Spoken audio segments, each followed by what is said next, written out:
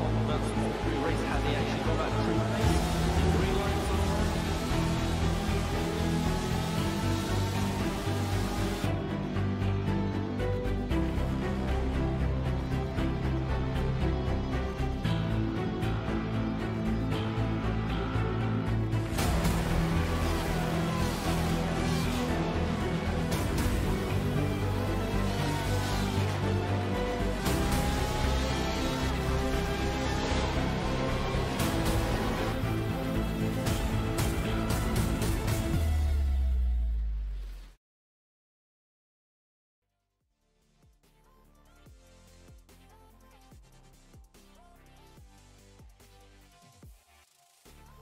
Welcome to Suzuka for round 11 of the Wave Italy Apex Racing League GT Championship, the penultimate meeting of the season. We've been to the high speed Daytona and the twisty Zandvoorts in the last 2 rounds, but it seems like nothing can stop Nicolas Laubich, with him taking 4 consecutive wins. The Irana eSports driver has surged into an unlikely championship lead after a difficult start to the season in similar style to his title win last season. Chris van der Nette didn't have a great time at his home race last time out. However, the Performance Link driver is within touching distance of the title, with Steve Burke needing a couple of phenomenal rounds to bridge the gap at the top of the Amateur Championship. My name is Sam Fitzpatrick. Dane Baird is alongside me in the commentary box. Sam Kumo is working to deliver this awesome broadcast on Apex Racing TV, and also a huge thanks to Andy Taylor, Christian Steenberg and Colin Weatherholt for producing our stunning graphics and video content for this series. Also thanks to Wave Italy, the title sponsor for the Apex Racing League GT Championship, for supporting the series and offering some super prizes for the top runners in the Pro and AM Drivers Championships. Wave Italy aims to offer the best experience in driver simulation by conveying the thrill of a real race to casual racers and professionals of sim racing. They offer extremely realistic peripherals that can be used for private events and personal use, and their driver tuition based in Verona, Italy is a fantastic way to improve your sim racing and real racing performance. Dane, it's all been about the chase in recent weeks. It's all been about how Laubich can catch up to Aaron Powell. The chase is over. He's got the lead of the championship. It's a narrow lead, but heading into the final 4 rounds of the championship, he just needs to hold on to that slim margin and he will be a 2-time champion. Yeah, it's definitely come sort of full circle. He's sort of done exactly the same thing he did last season. Hasn't had the best start to the season, but has been so consistent through the middle part of the season, and now heading into the final few rounds of the season. I think it's 4 wins in a row now he's taken. He's won both races in events 3-4 times now. It's absolutely insane, the performance that he's put in the last couple of events, and fully deserving of catching up to Powell, to be honest. Powell has also been very consistently up near the front, but just not on the top step as Laubich has been. So it's a fantastic performance that Laubich has done, and we'll see what happens here with the final couple of rounds if he can hold on, because the gap isn't particularly large, and Powell seems to be a bit more on pace here at Suzuka than what he has been in recent rounds. We've seen him struggle a little bit at some of the other circuits, especially at Zandvoort, and uncharacteristically, I would say, a little bit of a poor performance for him. But let's take a look at what the drivers are facing. Here we are at Suzuka International Racecourse, and we'll be starting off the lap with turns 1 and 2, of course, essentially one corner with a curved braking zone. In these GTE cars, it's very easy to lock up and understeer wide here, but we also see a couple drivers spin here on the exit. Next up comes probably one of the most technically challenging sequences of corners on the entire calendar, the S's at Suzuka. Turns 3, 4, 5, 6 and 7 all come in very quick succession.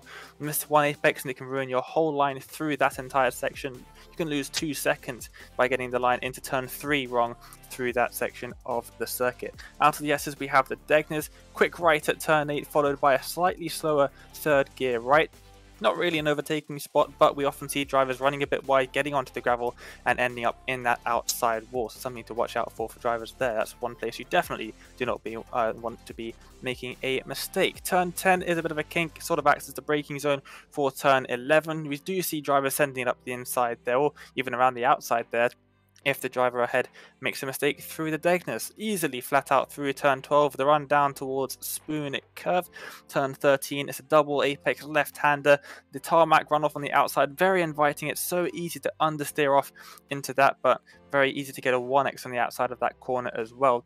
The exit is crucial because you go down all the way down the back straight and into 130R at turn 14. It can be taken flat out in GTE cars, but it does depend on the setup. Higher downforce cars will have a bit of an easier time through there. Then we have turns 15, 16, and 17. Casio Triangle can be an overtaking spot here as well. There aren't too many of those on the circuit. If you get a good exit out of 130R, if you get a good run on the car in front, then that can be an overtaking spot. Another crucial exit there though through turn 17 as you carry that speed all the way down to turns 1 and 2 to finish and start the next lap. So a lap at Suzuka is going to set you back around 3.6 miles or 5.8 kilometers depending on your units of choice, and it's going to take the drivers around about 1 minute 54 to 55 seconds to complete at the front of the field. 17 corners, 8 to the left and 9 to the right. With the championship still being contested with just 2 rounds to go, Sam, everything's shaping up for a fantastic event tonight.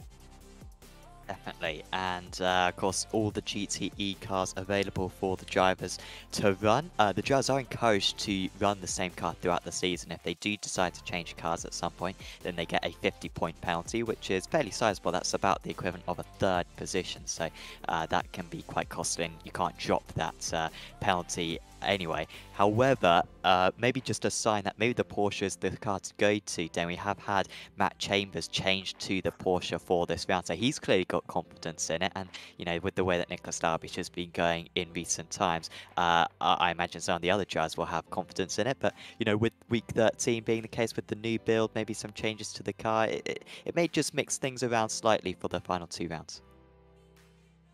Yep, absolutely. You've had two-time champion in the series, Tom McMahon, come in the Porsche, so clearly he thinks that the Porsche is one of the better cars at the moment. As you say, a couple of other drivers switching to the Porsche. We had a Corvette C8 Cup really to begin with in this season. A lot of drivers switching over before and after the first round, realizing that that was the car to go to.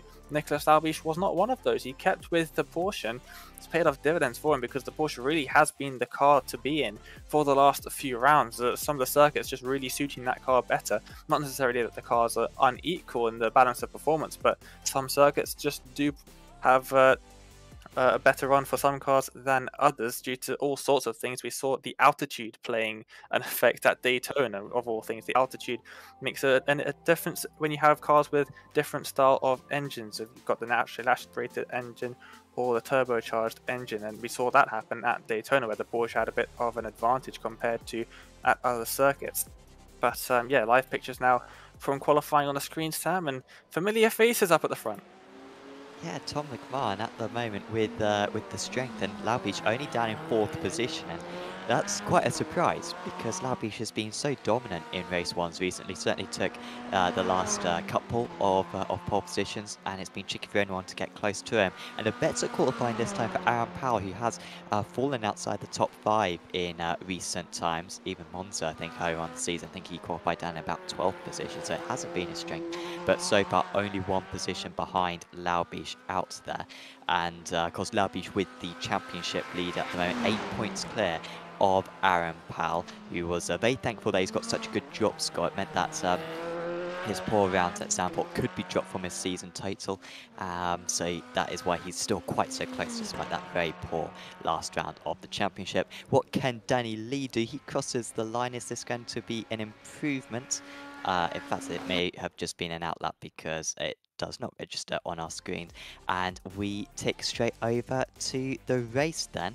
And I think for the first time in about 2 seasons then, former champion Tom McMahon is going to be starting from the pole position for this race 1. He's ahead of his teammate Matt Chambers, who did change to the Porsche for this round of the championship. Tom Brown with an excellent qualifying up then. The Dance Championship leader Nicholas Laubich in 4th, and Aaron Powell, runner-up in the championship, in 5th.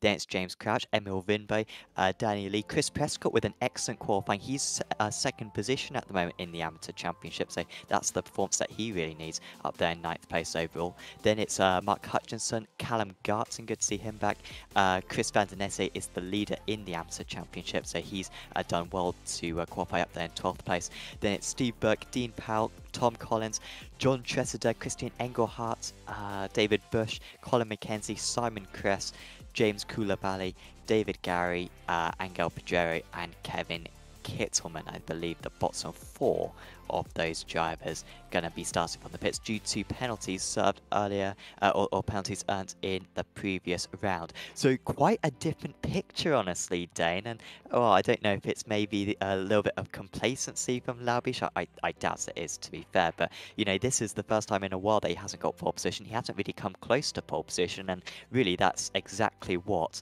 Aaron Powell needed to see, because now that he's lost the championship, he's going to have to beat Laubish, not just, you know, finish close to him.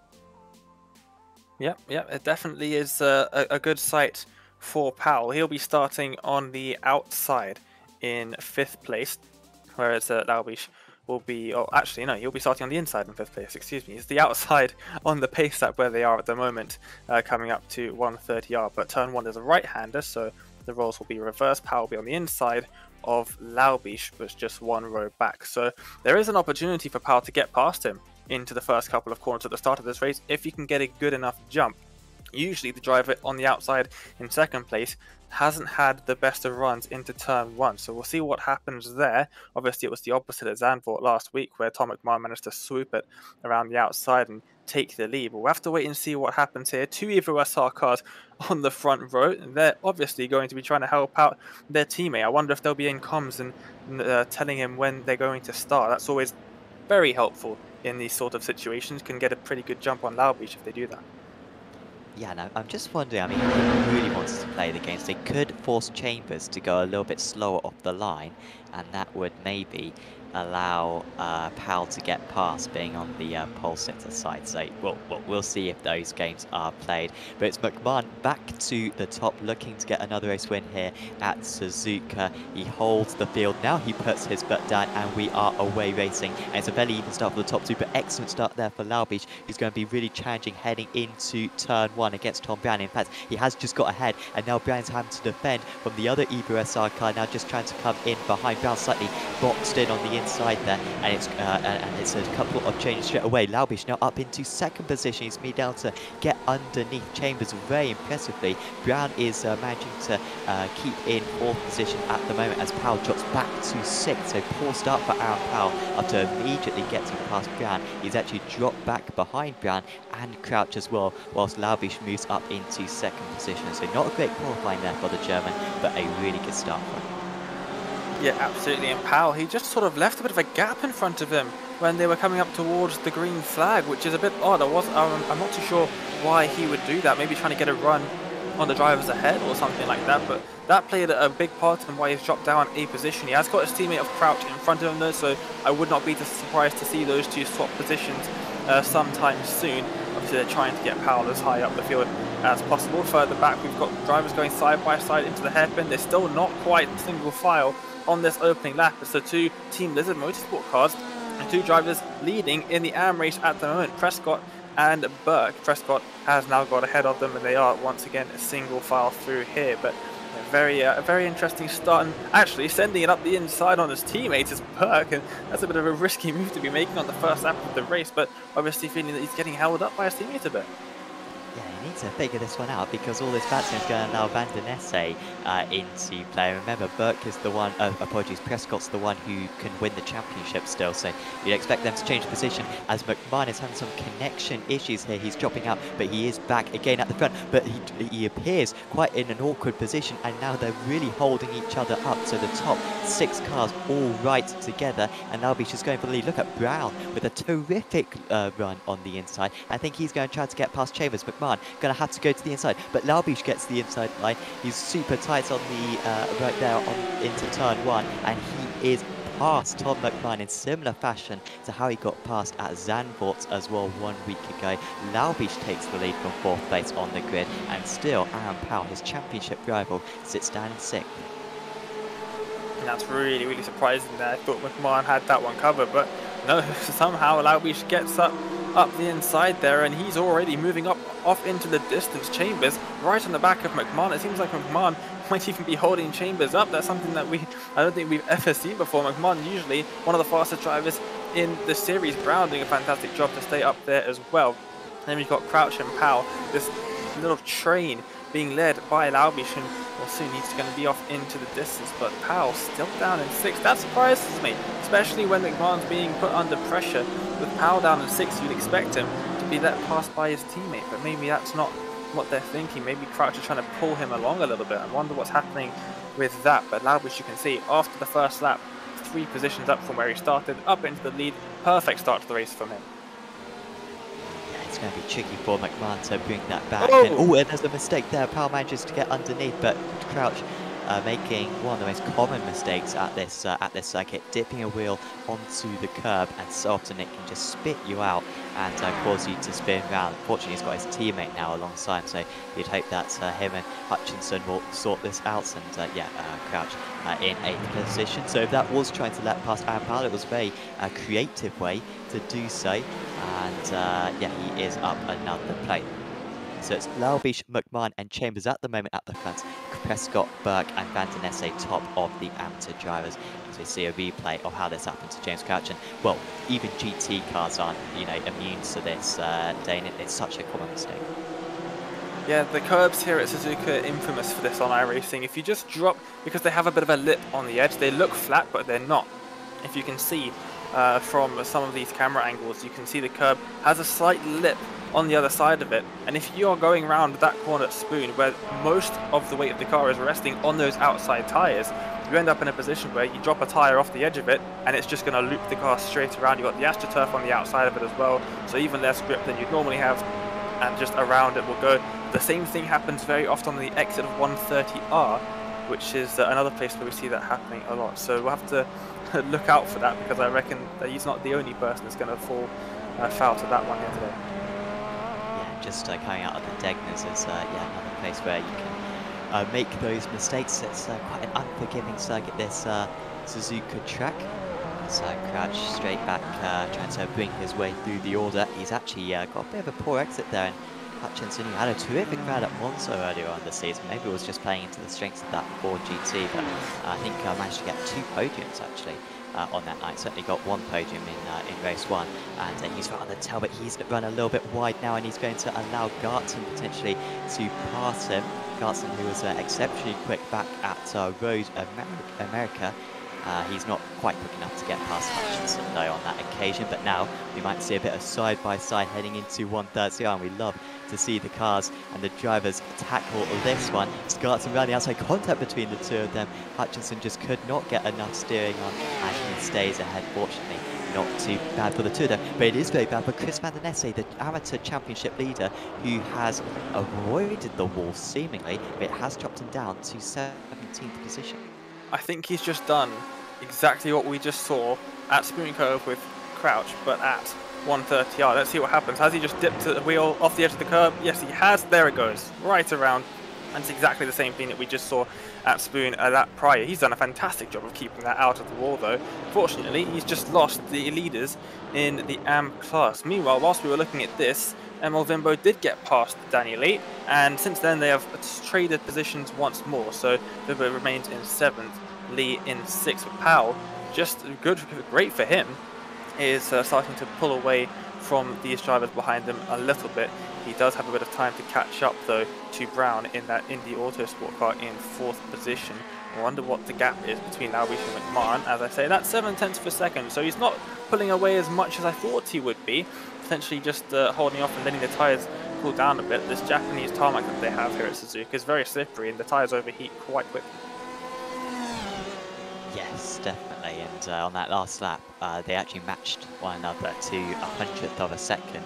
And on this lap, McMahon 100th of a second faster through Sector 1, actually lost 3/10 in Sector 2, but a little bit gaining in Sector 3 again. So, it's fairly even between those two drivers. And you can just see on the timing tower there, the gap coming down slightly down the straights. Now, that could be down to setups being used, but also probably a little bit of a draft as well, which will be helping him a lot. And they really are dropping Chambers and Co now. also got a spin around. It's David Bush, who I did see off the circuit for a moment. And, well, it was a moment and a bit more. And that looks like damage to the back of that car and to the front of that car as well. So it Again? seems as though he's had contact with others.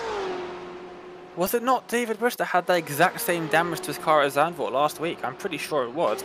I think he's suffered the same fate as a couple of other drivers and ended up with dipping a wheel off the circuit. No, he hasn't. Ooh, he's flipped it and done a perfect 360 barrel roll. Beautiful. I rate that 10 out of 10. But I wonder what happened to the car that was stranded on the circuit in front of him.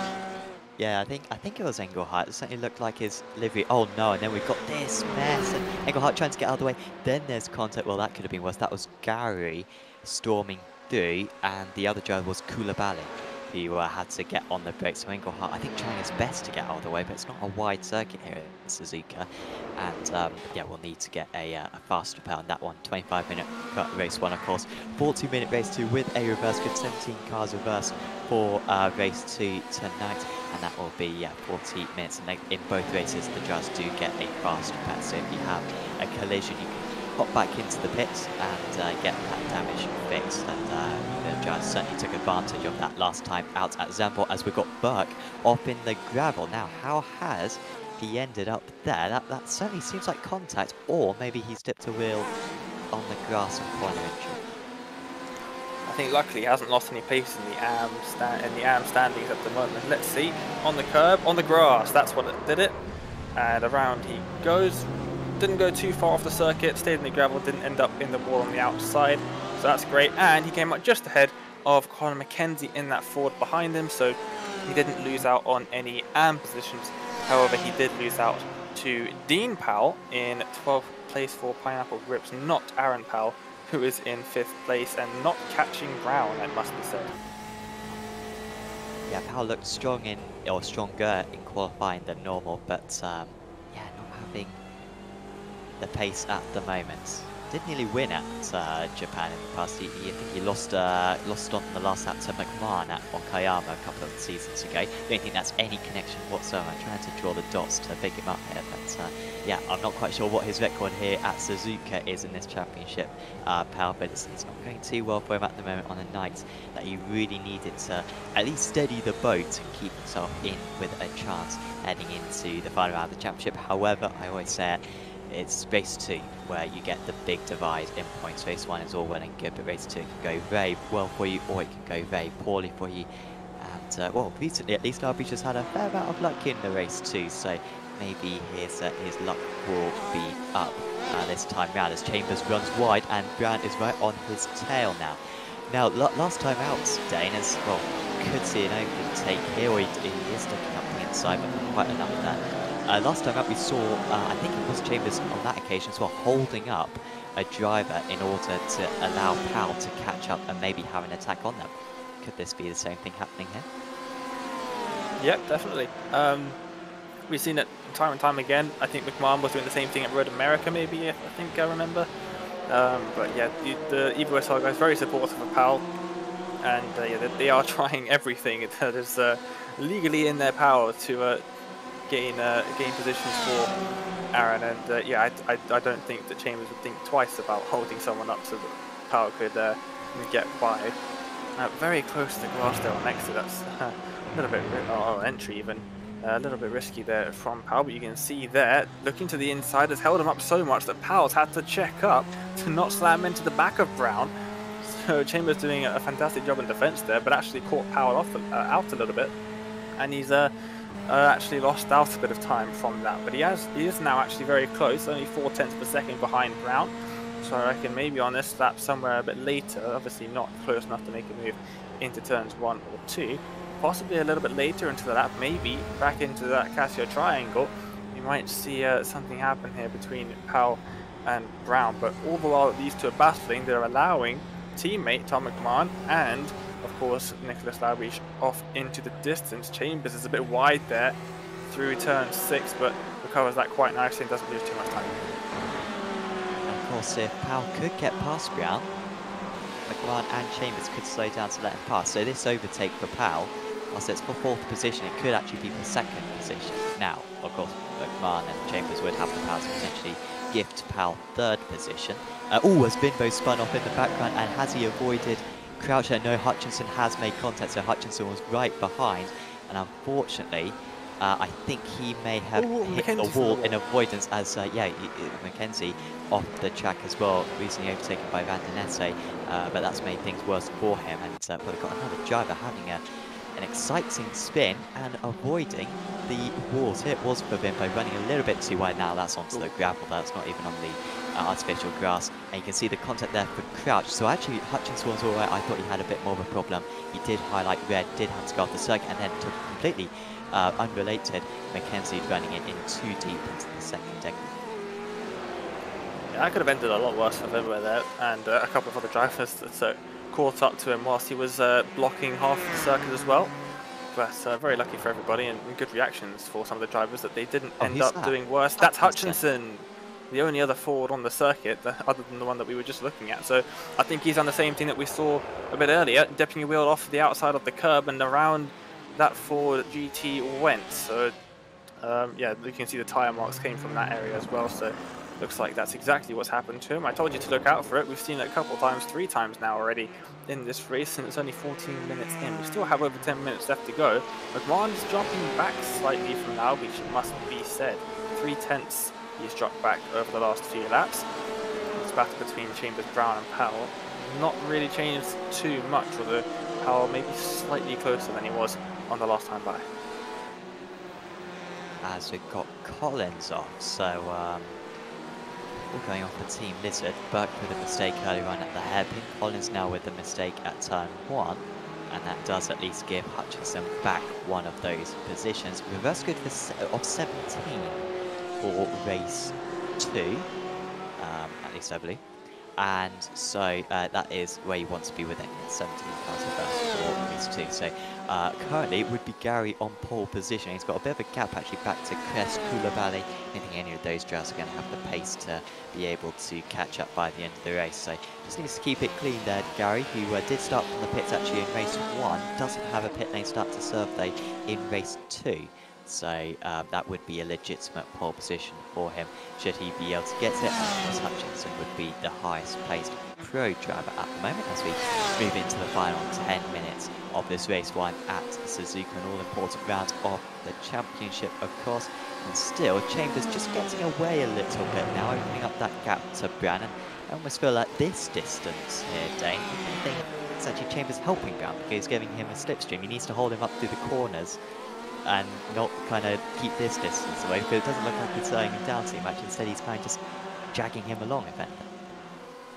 Yeah, I was about to say, if he was holding Brown up so that Powell could get past, he stopped doing that, because off into the distance he went for a bit, and then he's dropped back now slightly as well. A bit of a poor line through the chicane. Maybe that was a tactic to try and hold up Brown.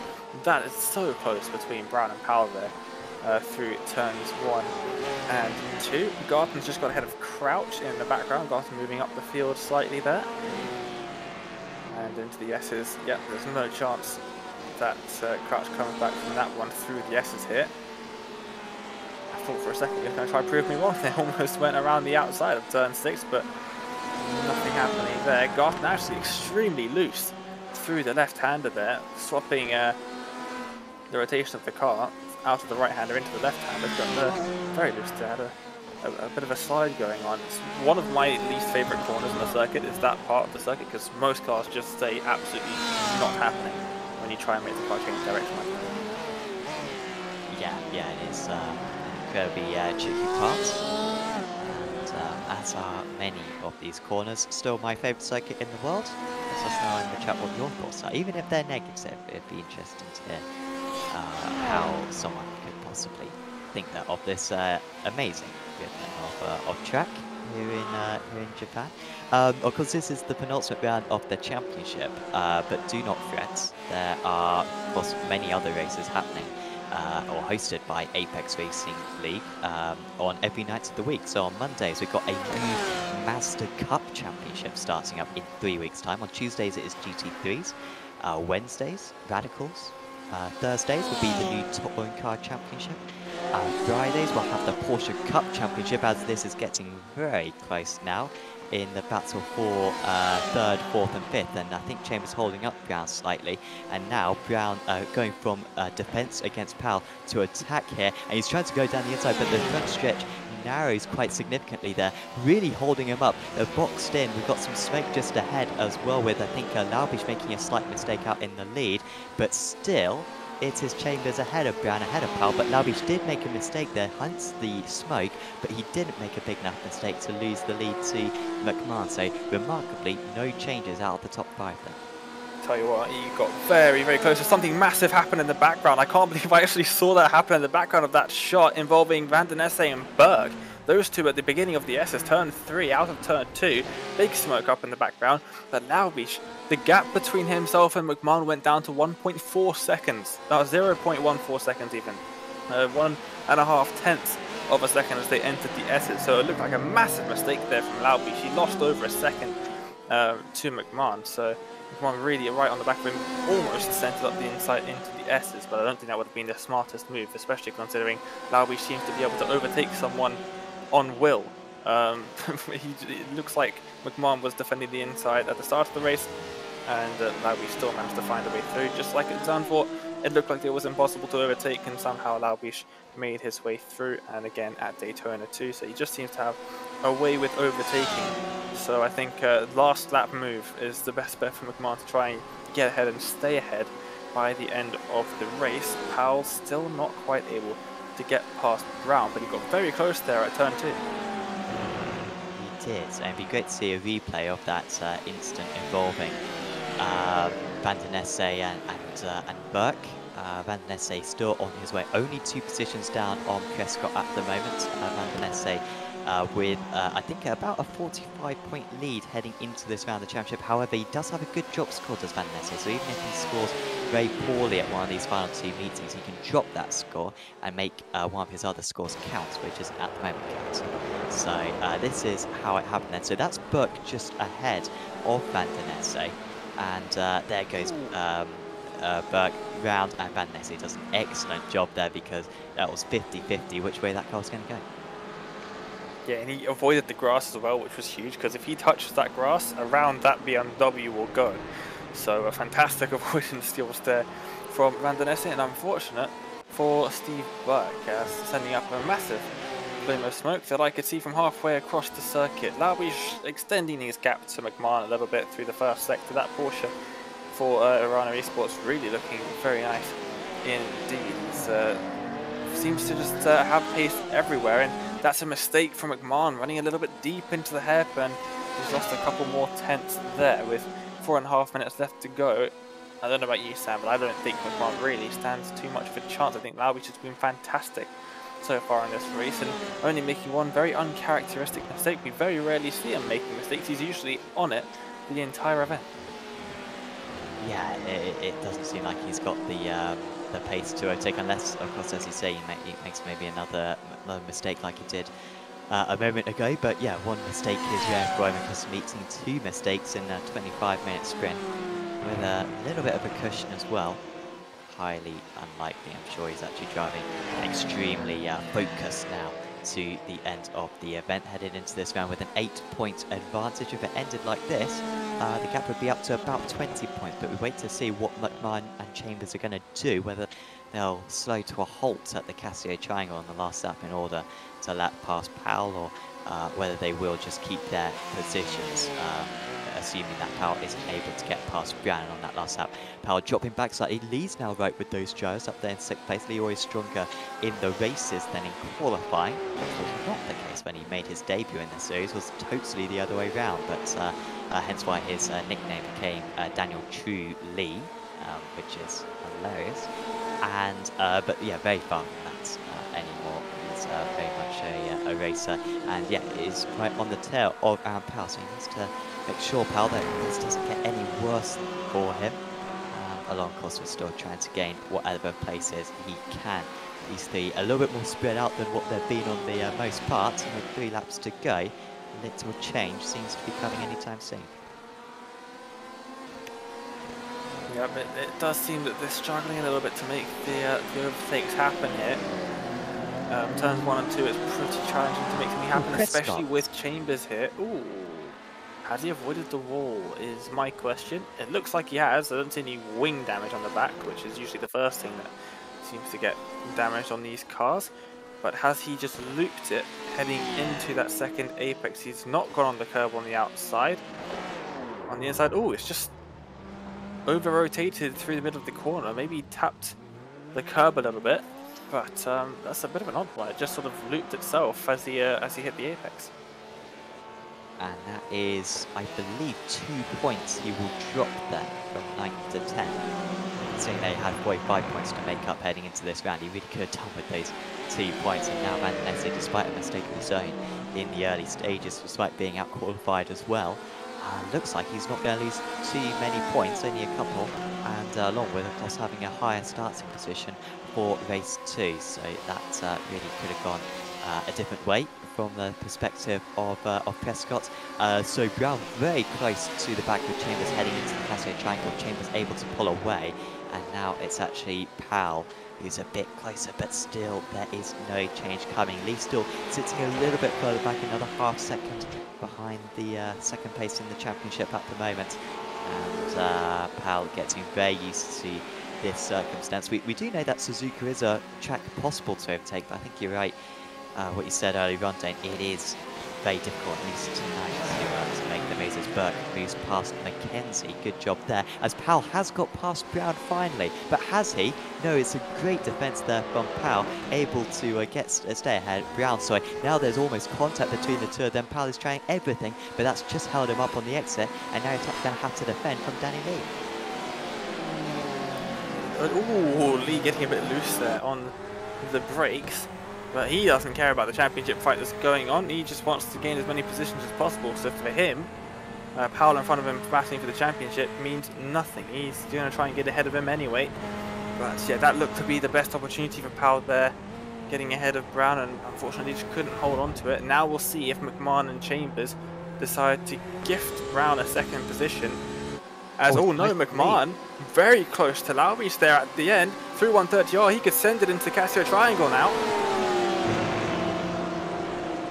Here we go, one more corner to go. There goes McMahon. Laubish has left the door open. McMahon, can he get it stopped? There's a lock-up for him. Laubish will try to come back. McMahon almost forcing him off the circuit, but there is no denying Nicholas Laubish, and he's going to make it 5 race wins in a row.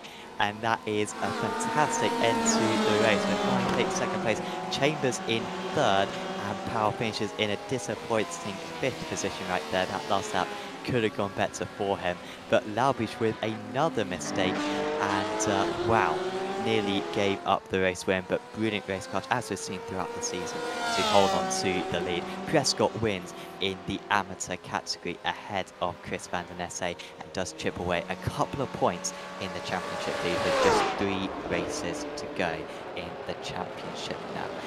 That was a terrific race. Make sure to stay for race 2 of the evening coming up in just a few minutes. Of course, make sure to leave a like on this video, subscribe to Apex Racing TV, and check out our Facebook, Instagram and Twitter pages. This series is also sponsored by Apex Racing Academy, and we are going to show you a little bit of a video, a bit of a trailer to explain the services that Apex Racing Academy offer. So we'll be back with you in just a moment on Apex Racing TV.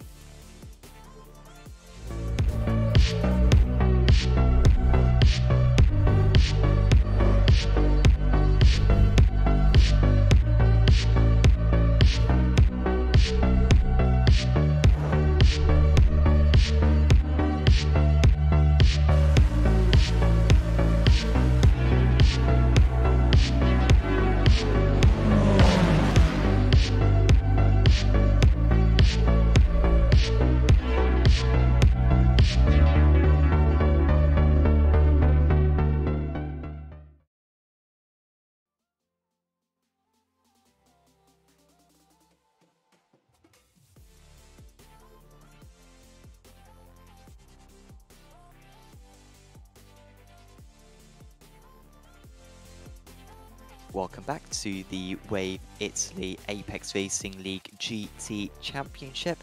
We have just completed race 1 of the evening.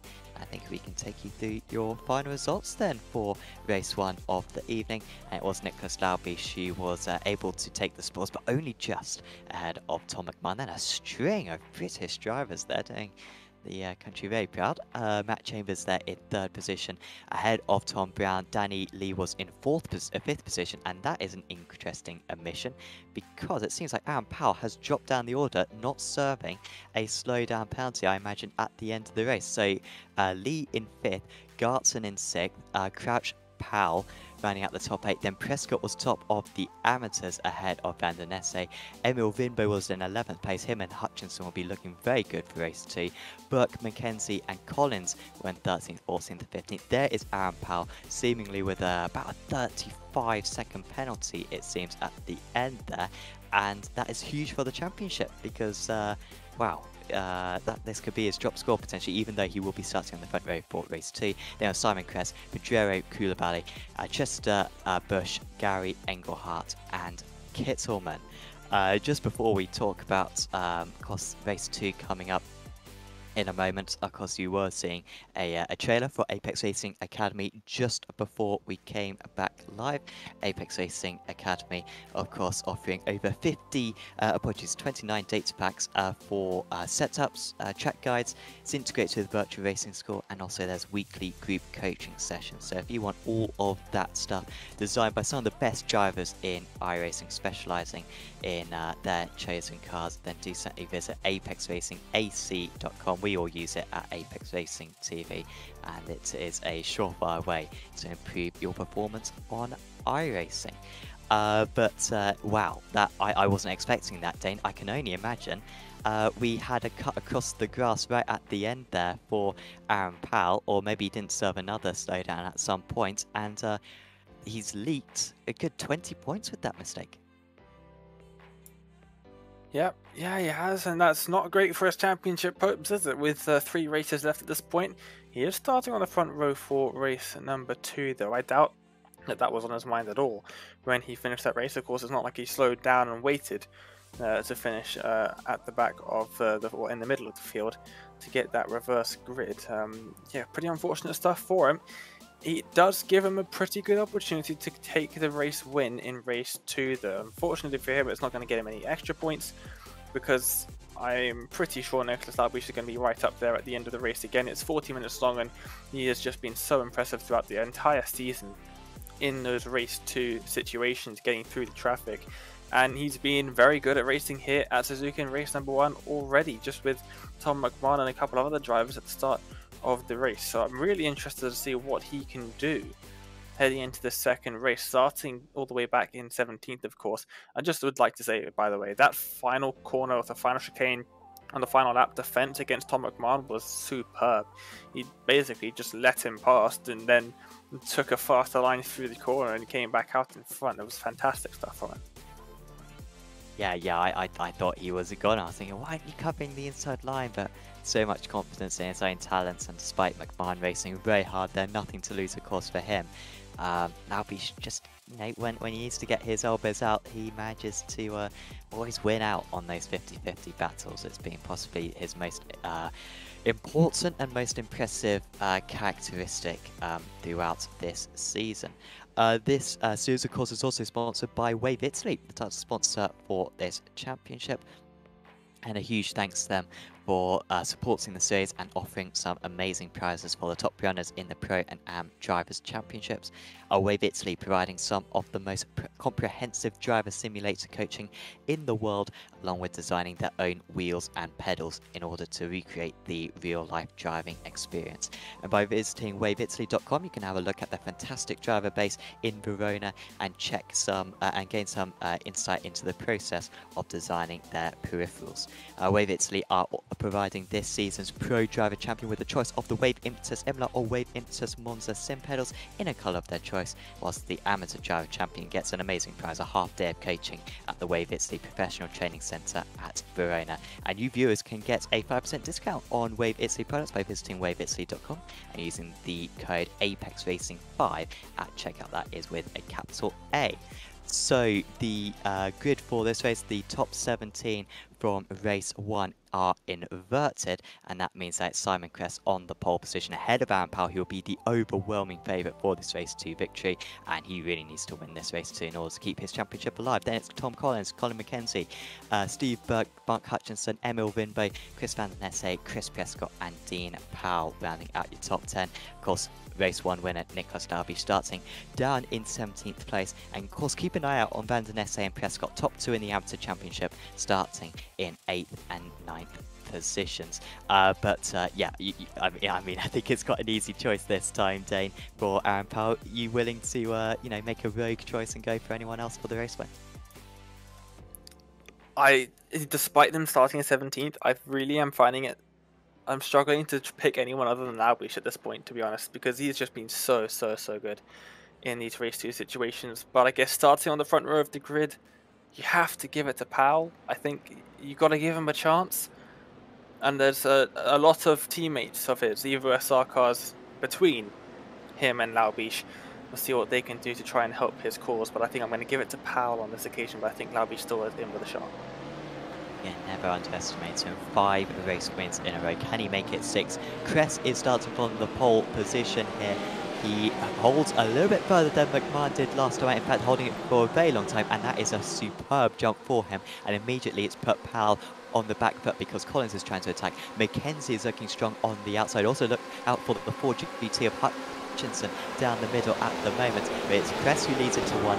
Powell manages to resist the attacks from behind. There's almost contact. I think there was contact there with the glitching in and out of the one of the Team Lizard cars. And now there is contact with Hutchinson, who's going to have to try to make a safe rejoin to the track there. He almost hits his teammate, but somehow, boys, that was miraculous, as James Crouch's heart, I have no doubt, was nearly leaping out of his mouth. Great start for Crouch, actually up 4 positions, but out in the lead, it's Kress leading Powell, but Powell now takes the lead as his non-brother, Dean Powell, has an off.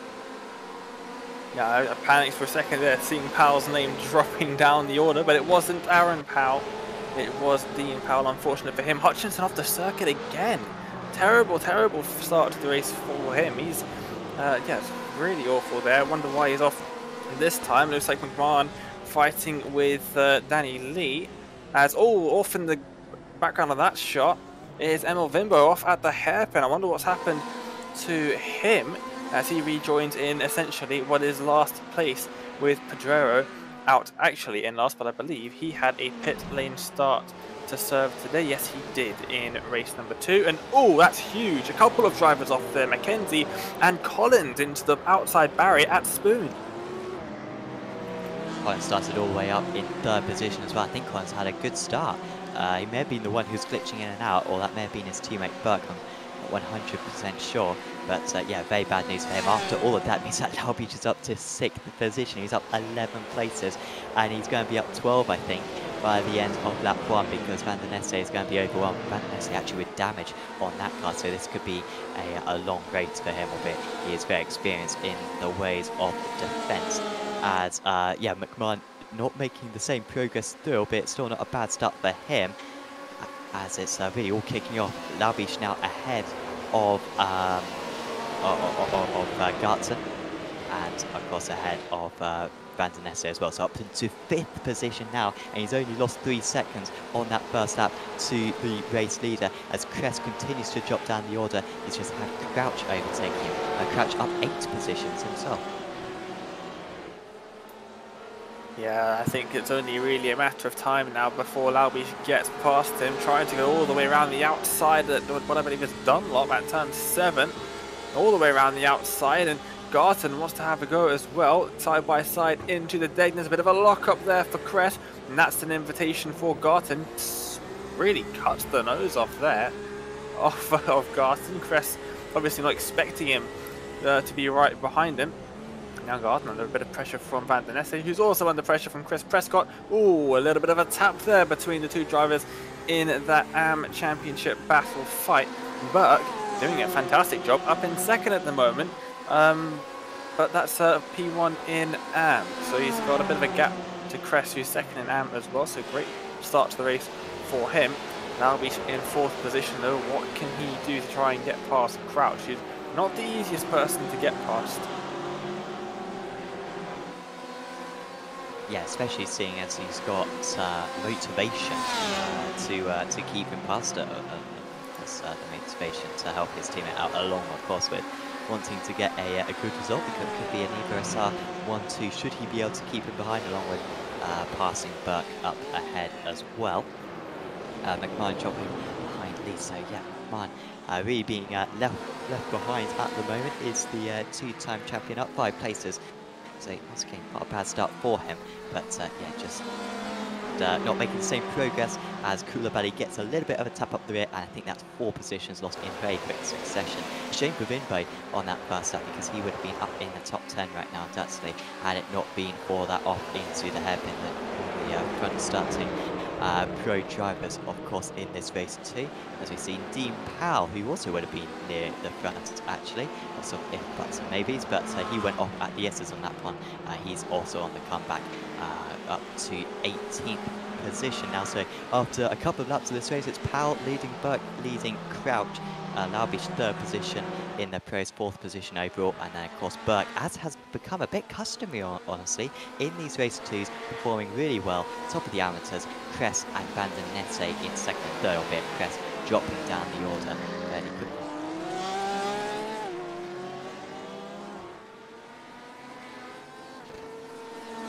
Now Burke with a 1.5 second advantage over James Crouch, losing, well in fact actually gained that advantage by about 0.2 of a second that last time round. So Burke isn't going to be caught easily. He seemed to have all right race pace in race 1 of it. He did make a mistake into the hairpin when he dips the wheel onto the grass, but this one is particularly close right now. Crouch ahead of Laubich by a tiny margin. Laubich is going to have to go the long way round. This is not an easy move whatsoever, because I expect the C8 to understeer out, but Laubich has so much confidence, so much speed, and that is Nicholas Laubich all over right there. He storms up into 3rd position, and that is a significant block out of the way, as we've got a huge crash in the back. And that's Van der Nesse and Prescott, the 2 championship contenders, have collided. We've seen that before at Suzuka, and we've seen that before at that very corner, as Collins has seemingly a separate incident heading into the same area. Yeah, let's see what happens here. Prescott carrying a lot more speed there, taps Van der Nesse into the braking zone, who just slides in front of him, so Prescott won't have too much damage from that, but obviously couldn't really go anywhere. Just got a massive BMW in his way, and there's more contact involving another team. There's a car, I believe that was Dean Powell, giving another one of those cars a bit of a tap into the braking zone as well. Potentially Collins that time involved in that one. So both of the teams in Motorsport are getting involved in little taps into the braking zone there. What's happened here? This is Tom Brown, Danny Lee, and I believe Tom McMahon. Ooh, dear. Well, I wasn't expecting that. And looks like one of the Evo SR cars is off in the background as well. Wow. Yeah, so Tressida, I think, must have been the car he was off. So Brown turning back to the pits after a really good qualifying in race 1. And Gary, as we're kind of accustomed to, at least with those BMWs, losing the front of his car. So yeah, that really, really came out of nowhere there. And quite a few drivers with problems then. So Brown, Pedreri, Chester and Chambers all back to the pits. I don't think Chambers is going to get back out there. I hope the others make an effort, as McMahon up to 6th position now. But we've got kind of 2 different races at the moment. Top 8 fairly close to one another, and then you've got this long train of cars. Christian Engelhardt part of it.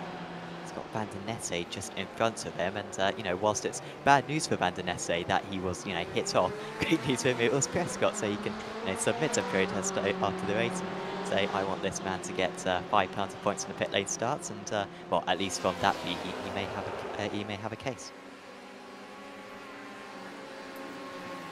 Yeah, so a bit of door banging there on the main straight. Engelhardt getting past Van der Nesse there. A bit of a touch down the straight into the first couple of corners. Vimbo trying to get past Mackenzie, but just can't get in front. Put a nose up the inside, but had to back out of that one in his C8 Corvette. Mackenzie all over the place through here. He's got a bit of damage as well, actually quite a lot of damage. Remember, he went off at the start of the race at Spoon, hit the wall pretty hard, the same thing he did at the Degners on the first race. We'll see how he does do the Degners this time by. Remember, taking a lot more curb on the first apex, now trying to get a better exit, and he's done that. We might be able to see something happen here into the hairpin. He will stick to the left hand side, so does Mackenzie. And sending it up the inside is Vimbo. Sending it further into the braking zone was Mackenzie.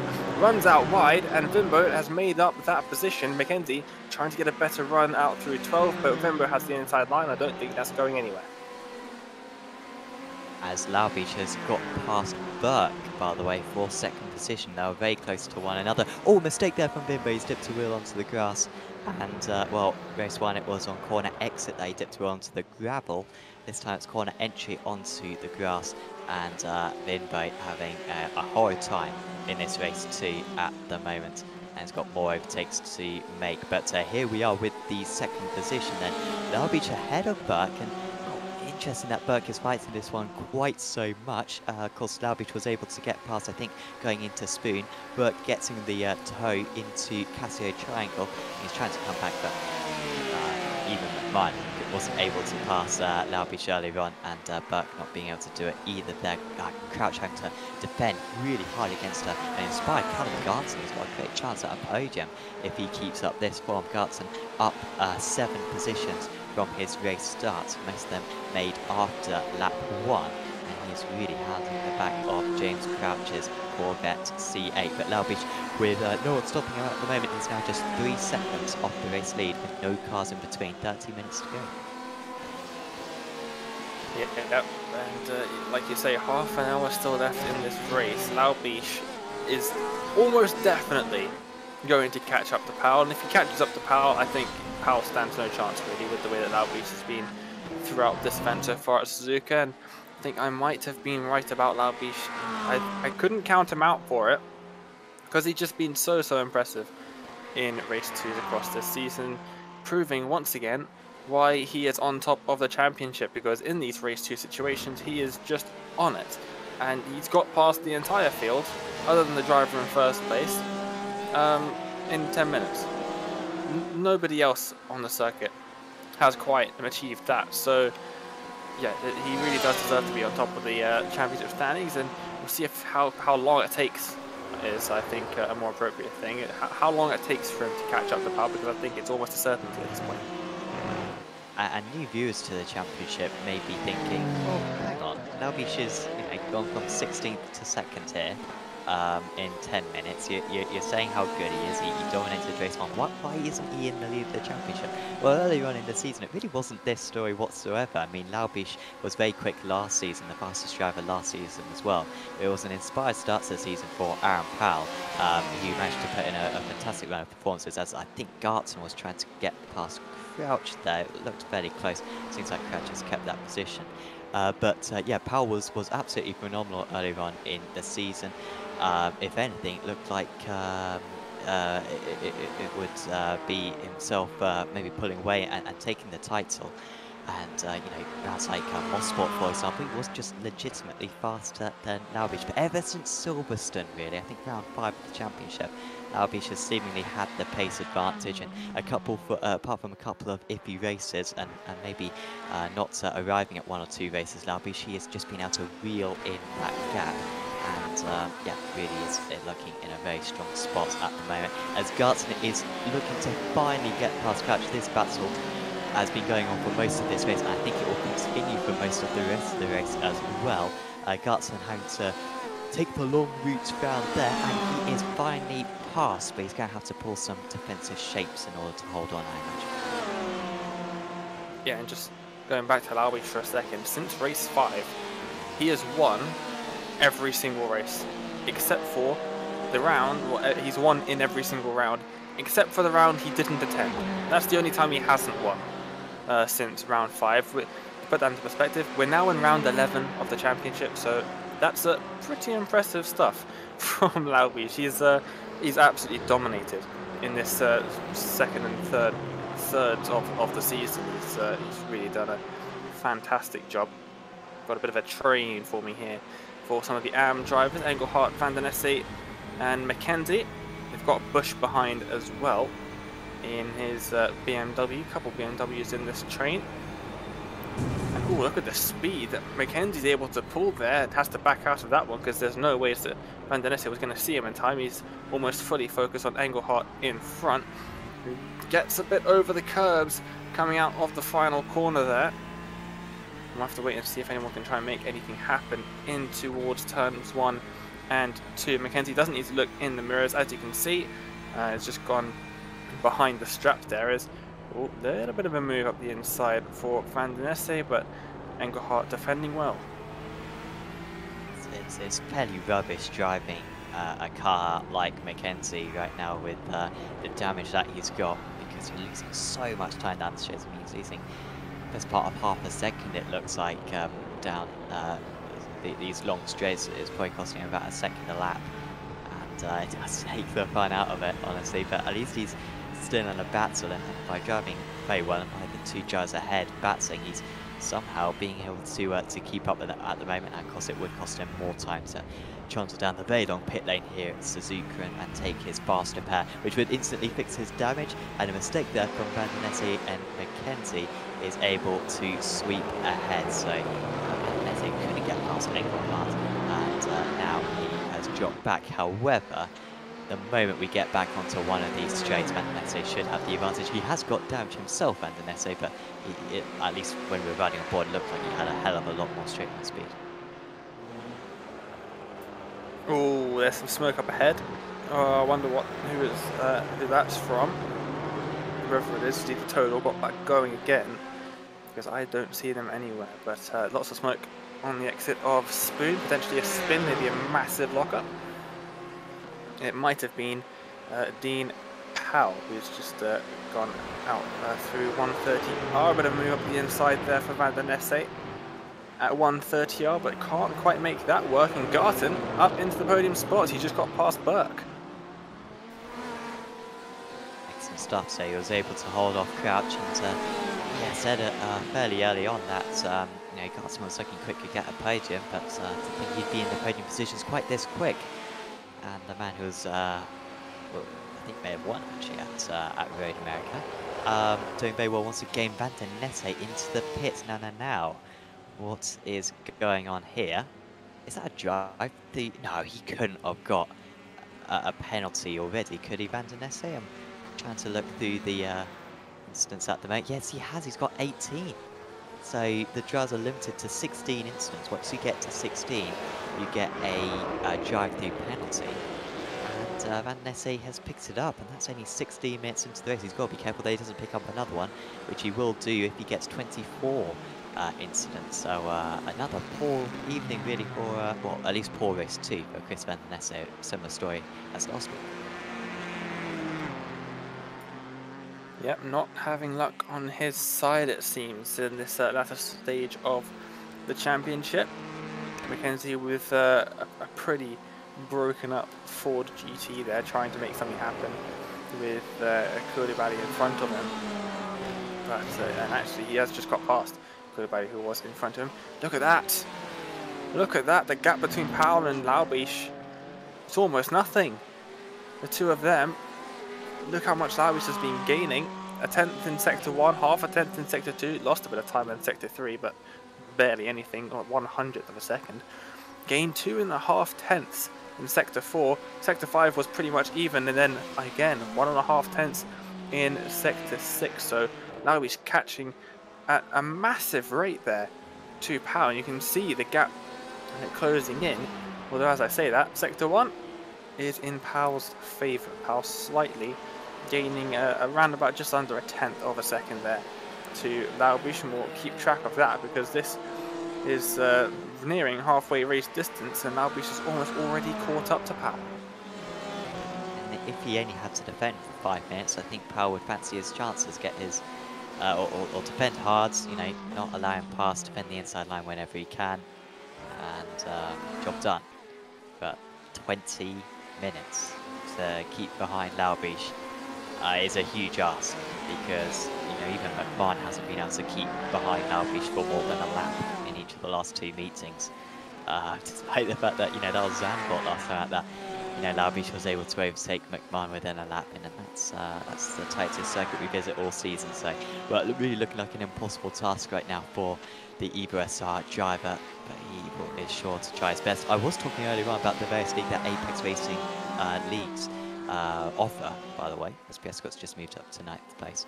But just to round that off, F3s on Saturdays, and of course a new Gauntlet series where we have 5 different rounds in 5 different motorsports categories: prototypes, single-seaters, GTs, rallycross, ovals, all covered in the Gauntlet series. It's a really fun championship to take part in. Fixed setups, random tracks being selected as well for each round. So if you want to sign up to that or any of the other Apex Racing League series, do visit apexracingleague.com, where you might even be able to find out how to sign up for next season of this as well. If you join our Discord, that is the place to be, in the description below, as here comes Laubish round the outside here of Powell. Carries an immense amount of speed, as he always seems to be able to do. He'll have the inside for the S's. Great defense here from Powell. He's at least carrying some good speed through the corners, but there is no resisting Laubish. He just hitches onto the back of a driver, gets alongside, and whichever way you defend, he will just go round you. And Laubish on course for his sixth consecutive race win. That would be quite something, but I did say once Laubish got up to 6 on the first couple of laps that he was almost certainly going to catch up to Powell and take that race lead, and that's exactly what he's done. There's really no doubting him. And yeah, half race distance it took him to come from 17th on the grid all the way up into the lead of the race and ahead of his main championship rival Powell. He's going to need a bit of a miracle in the final round, isn't he, if he wants to take the championship here?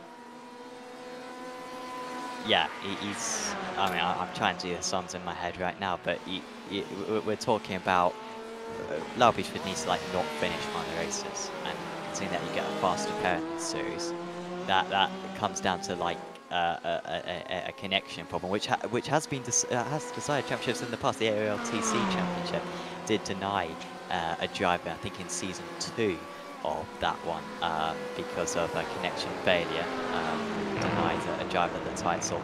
But maybe that's the only thing that can stop Laubish, or other engagements. I don't know, maybe if he has to go to a wedding or something, that would be very problematic. But you know, a wedding or connection issues is the only thing that I can see stopping him in the title now, because he's going to have a healthy lead heading into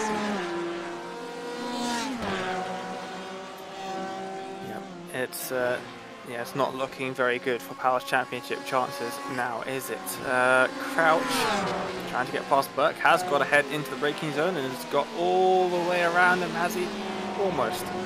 But just trying to keep his nose in there, but couldn't quite keep it up there. Crouch up into 4th place now. We'll see if Burke can keep up with him. Burke doing a fantastic job in this race, by the way. I really do have to mention this, because Prescott, his teammate, in 9th place, and Burke really doing a brilliant job to be up in 5th place at the moment, and he's been causing some of the leading cars a couple of problems with Crouch not finding him the easiest person to get past. Of course, Garten took Garten a while as well, so yeah, some really a great performance from the Team Lizard Motorsport driver. All of the Team Lizard Motorsport drivers have been doing a really good second half of the season. They weren't quite up there at the start of the season, but in this middle and final sections of the season, they've really upped the pace a bit, and consistently the 3 of them are up at the front of the AM standings. yeah, Zandvoort in particular was absolute domination from them, wasn't it? And I think without the couple of issues that they've had tonight, I think it could have been domination once again. So real strong team, and unfortunately we don't have an amateur teams title this season. But if there was, they would have won it a couple of rounds back, I think, because they have really been the guys to beat. I think a couple of them probably getting the promotion, I think, next season. That's, I think, the corner that he had problems in race 1, as Berg has got past Crouch as well. Now, is that a mistake there from Crouch? Because Crouch had only just got past, looked to be pulling away. And I can only imagine he's made a mistake, which allows him back past. Now he sneaks back up the inside. Berg didn't cover it off. And that is the favourite turn. So 3 overtakes between the two of them in the space of about a lap. And Crouch back to 4th position. But all that batsing meant that McMahon has very quickly caught up to the back. I think McMahon might try to get past around the S's here. Oh, bit of contact. I would say there's a bit of netcode involved in that one as well. Burke taking a wider line through there, and oh, that was odd. The wall basically just kicking him around. That was really weird there, but you can see the gap between the top drivers and the drivers a bit further back because of all the incidents we've had in the midfield. That gap between McMahon, Lee, and then all the way back to Prescott is absolutely enormous, which is a great thing for Burke because it means he hasn't lost too many places. McMahon trying to force his way past here. I'm not sure who I'm going to put the blame here. I'm not sure. McMahon did keep it to the white line, but I think it's just a bit of netcode involved in that one, and then the secondary kick from the wall. Really weird stuff there. Yeah, the barriers with some attitude seemingly here at Suzuka. If you don't want to get crashed into, probably not the line of work that barrier should be in, honestly. And yeah, a bad news there for Burke, as he's not far ahead of his teammate Prescott anymore. The gap between the two of them just 1 second, and then also very close is Dean Powell just on the back. Gartson, by the way, not really catching up to Powell anymore. There was a bit of there was a few laps earlier on where Gartson was catching up. You can see that, you know, about a 1/10 of a second past, so not much of an impression being made. So I think Powell should at least be alright in 2nd position to the end of this race. Of course, if you've enjoyed this video, do make sure to leave a like on it, because then you're more likely to get recommended our videos in the future. And of course, we've got one more round of this championship to go. Sebring next week, same time. But there's so much other stuff on Apex Racing TV. Of course, tomorrow we've got the penultimate round of, apologies, 3rd to final round, I believe, of the Apex Racing League Formula V series. And then, of course, on Tuesdays we've got the GT3 Pro Trophy. Also, Rick may tech on that night for American viewers. We've got the Radical Championship back on Wednesday. We've course got the final round of the NASCAR Truck Series on Thursdays. So there's loads of stuff coming up on Apex Racing too. So make sure to leave a like, subscribe to the channel, and check out our Facebook, Instagram, and Twitter pages where you can see highlights from each of our races and updates on what's happening on Apex Racing TV in our various series. As we watch Prescott chasing down Burke, but Powell on that last lap catching the pair of them by a couple of tenths.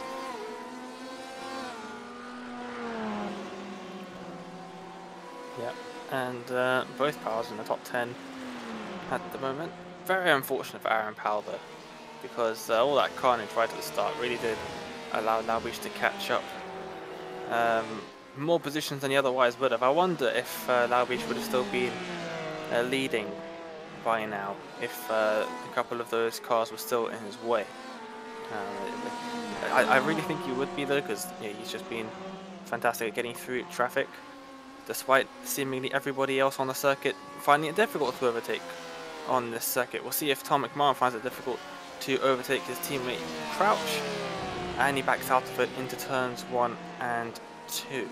So obviously not going to go on anything risky or stupid with his teammate. But yeah, he's still in 5th place. He's come right back into form. He said he wasn't on iRacing for a good few months in between winning season 3 and I don't think he took part in Season 4. Maybe he did, and then didn't take part in the first half of Season 5 at least. And he came back in at Road America and has done a fantastic job getting back into the swing of things. Yeah, it's and I mean sometimes drivers do just need to take a break from sim racing for a few months. It's difficult to keep that motivation up, especially in this series. You know, we've had many of these championships in a fairly short period of time, and McMahon did, you know, British GT, did American GT, then he did GT Season 1, GT Season 2, GT Season 3, and the Team GT Championship as well. So he well and truly earned a break in Season 4. Actually took up the Prototype Championship for a little bit before, yeah, that lengthy break, and then coming back mid-season here.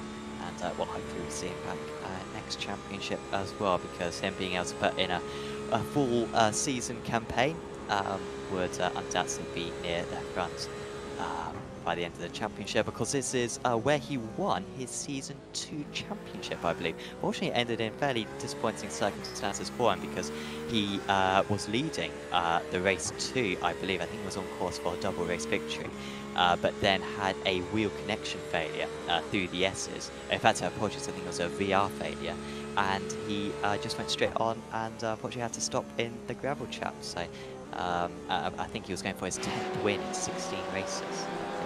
On that occasion was McMahon. So good to see him put that to rest and have some better races here at Suzuka. And he's on the tail now of James Crouch. Lee kind of just doing his customary thing. He's kind of just lingering behind people at the moment. I think he should maybe get pulled over by a police officer, because he's being quite kind of just lurking at those, stalking some of these drivers. Never quite in the mix, but always keeping an eye on things. And he's running there in 6th position, looking to pick up any scraps. So Coolabay just trying to defend slightly from Gary heading into the category triangle. This is the battle for 16th and 17th, and I think Gary is going to get past. Possibly a slowdown there for Coolabay. He just sort of slowed right down there and let him past. A bit of an odd one there, but yep, 10 minutes left in the race. Albie shows no signs of slowing down at all, still extending the gap between himself and Powell. Gap between Powell and Garton, 6 seconds. That's a bit too big for Garton to try and catch up in 10 minutes, I would say. So we're looking at a couple of battles that could potentially spring up in these last 10 minutes. I think McMahon will definitely try and get past Crouch. I think there's not really much question about that. If they do start battling, Lee could get involved in that one too. But yeah, for the most part, drivers seem to be pretty spread out, it seems. Yes, yeah, and yeah, maybe just finding the correct position out on track, with the reverse grids kind of mix up starting to be diminished slightly. Certainly the reverse grid not applying to this man, because he's at the front, as he should be, 4 seconds clear now of the rest of the field. I will give another shout out to Wave Italy, by the way, the title sponsor for this championship, the Apex Racing the GT Championship. Wave Italy providing some amazing prizes, which I think Nicholas Dalglish will be particularly excited about, because should he win the title, he will get a choice of the Wave Impetus Imla or Wave Impetus Mortis in pedals. I think they're worth about $1.50.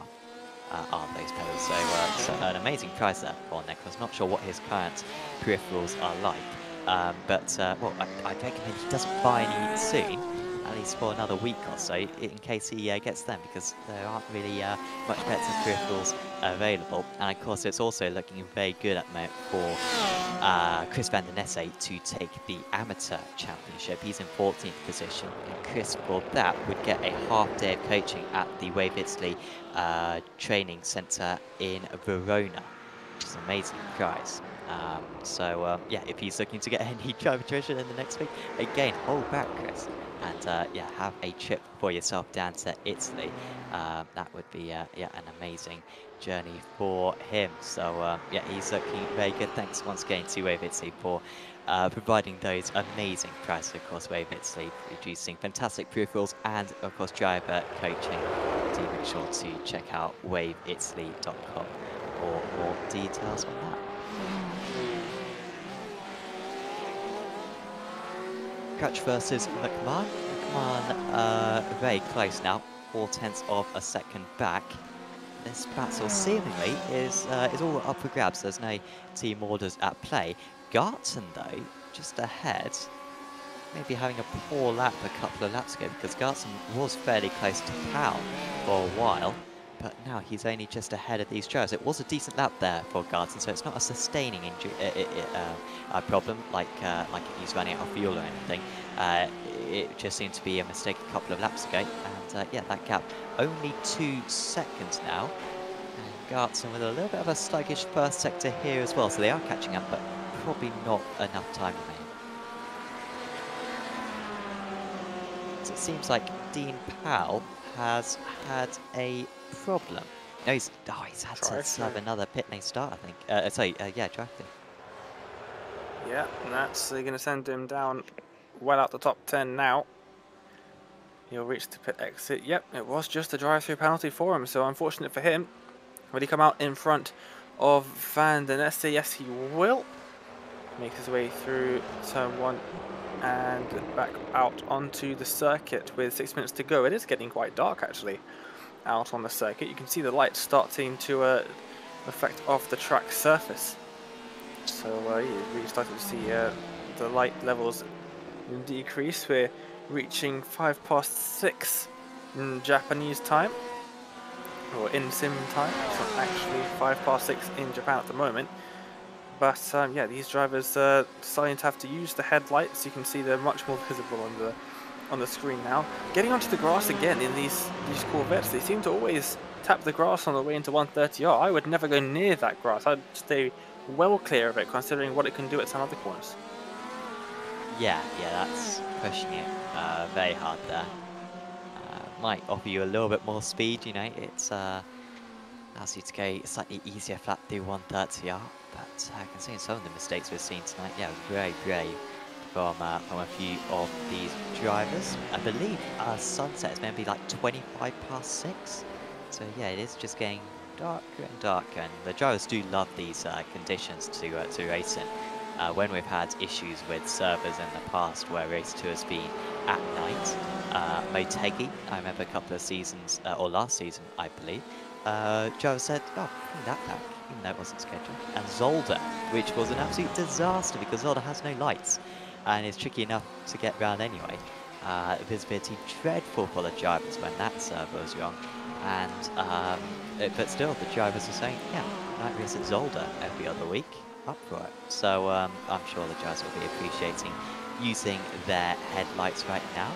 And, well, their headlights are enabling them to see Callum Garton a bit clearer, but that is a mistake there from Crouch.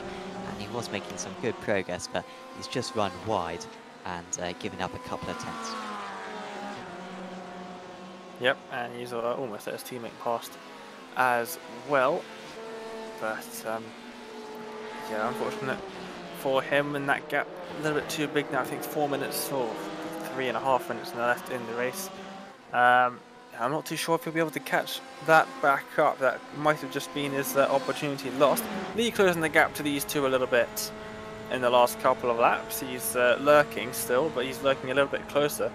Just really throwing it in there for 130R, getting a bit loose there on the exit as well, having to do a bit of correction, but not lurking anymore. He is well and truly up against the gearbox of Tom McMahon there in 5th position. He wants some of this, does Danny Lee, and unfortunately the Porsche has a bit of a better straight line speed at the moment. Now we will start gaining, but McMahon looking at the inside of Crouch, and that's not going to work either. Danny Lee's telling us over the last couple of weeks he is not going to go for a move unless he is 90% certain that it will come off. So we'll have to wait a little bit, I think, for Lee to take his chance, but definitely beyond the lurking phase of his attack strategy now, Sam. Yes, yeah. I'm almost getting motion sickness just watching his steering inputs, because you're absolutely right, heading into 130R. He's absolutely, I mean, it's almost as though he's driving on a controller, because it's either, well, there's a little bit more delicacy there. On the most part, the shifting of the weight in the car. And he's yeah, swerving it from side to side. Really, some big swings. I always think that Laubish has some big swings. He just seems to drive into each corner and grips up for him. But yeah, Lee kind of jolts in the car. There are various different driving techniques that you can take. Of course, always, at least on sim racing, in my experience at least, smooth driving tends to come out key. But you know, there are other strategies as well as Lee with a little bit of sideways there, and he has had a bit of a tricky middle parts of the lap and allowing McMahon to pull about 0.6 of a second ahead. McMahon just doesn't seem to have the straight line speed though to really worry Crouch. And the 130R quite flat out, at least for Lee.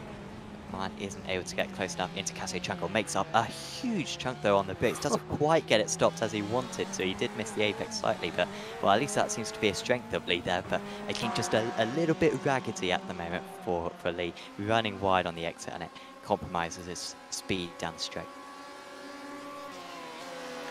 Yep, I did say at the start 130R can be flat, possibly not on 40-minute-old tyres, but if you have lower downforce, which Danny Lee usually does run a bit lower downforce, he likes to have his car be a little bit better for racing, so better in a straight line.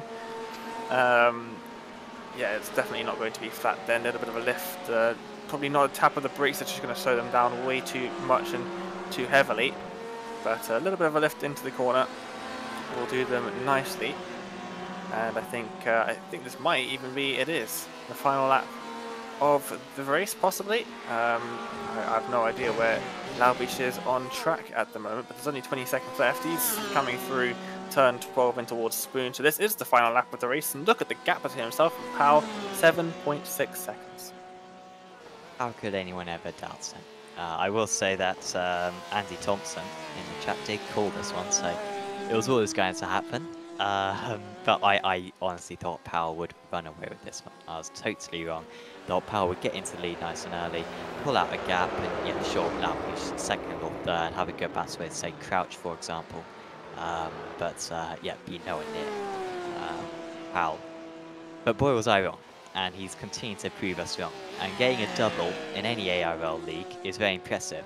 Laubish has done it about 7 times overall. He is going to do it 3 times in a row. It's another race victory for Nicholas Laubish, and it's a hand on the championship trophy again. It's the fastest lap to round it all off. And if you needed to underlie Nicholas Laubish's supremacy over the series, he has sure proven that tonight. Powell finishes in 2nd position. Gartson in 3rd, beats out Crouch and McMahon and Lee. Burke looks like he's going to take the amateur race win here. Can Prescott hold on? In fact, Prescott is going to be allowed past there by his teammate. There's a little bit of contact. It's all very messy. You need to make sure that you serve your slowdown right at the end. And it's all over the place for Prescott. Has he been able to get it across the line? Well, he's actually lost out, and now we got Hutchinson spinning around. Reverse across the line, Mark. You need to reverse. Don't bother turning around. There you go. You found reverse gear, and he will finish in 9th position. That was an absolute mess. That was Burke letting past Prescott, but I think Hutchinson kind of got all stuck, boxed in, and spun right at the end as well, as that purple neon light comes out from the Ford GT. And in the end, after all that, Prescott wins the amateur category. This was an absolute mess. You see them running side by side into here.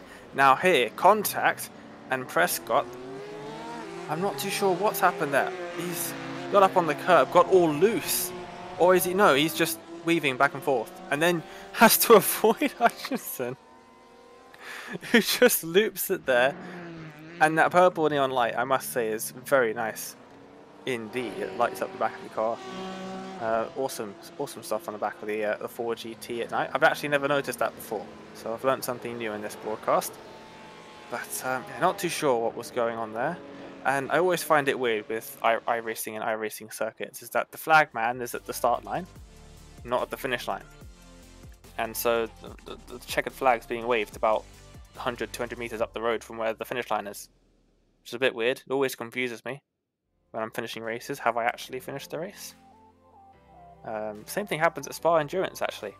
The finish line is on the main Grand Prix straight, and then the flag lands on the run up to Eau Rouge. So it's always confusing on some of the iRacing circuits, but everyone seems to have crossed the line now to finish the race. We'll see what we can do about race results.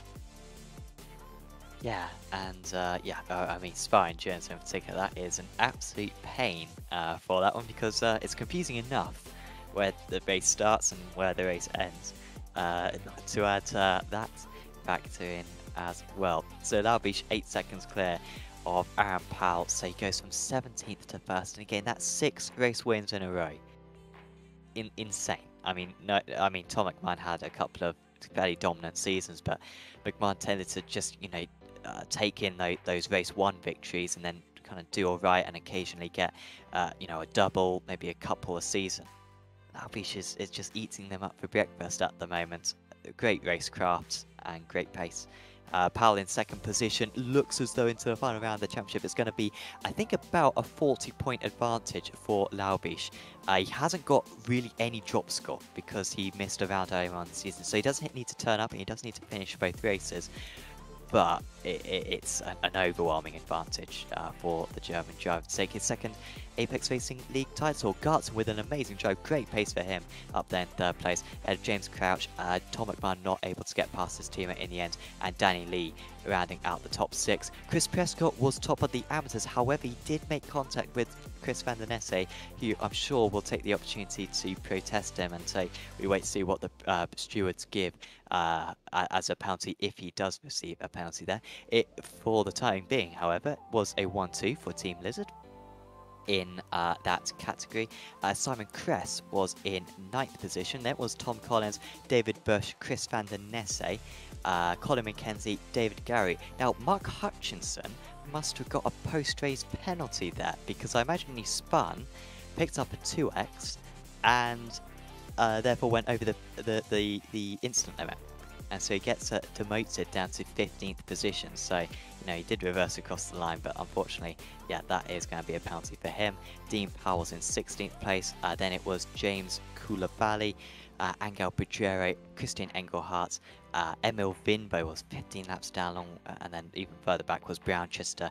Chambers and Kitzman did not take part in either race, undoubtedly cheering on one of the players in the US Open final, because that man loves a bit of tennis, don't we all?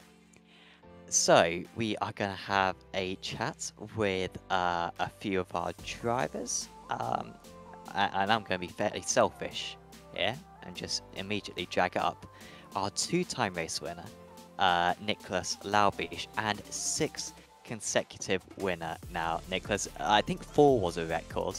6 is definitely a record. I mean, to get a double in this series is impressive. You've done it 3 times in a row now. This run of form is remarkable. Yeah, I think the second half of the series now is pretty much perfect for me.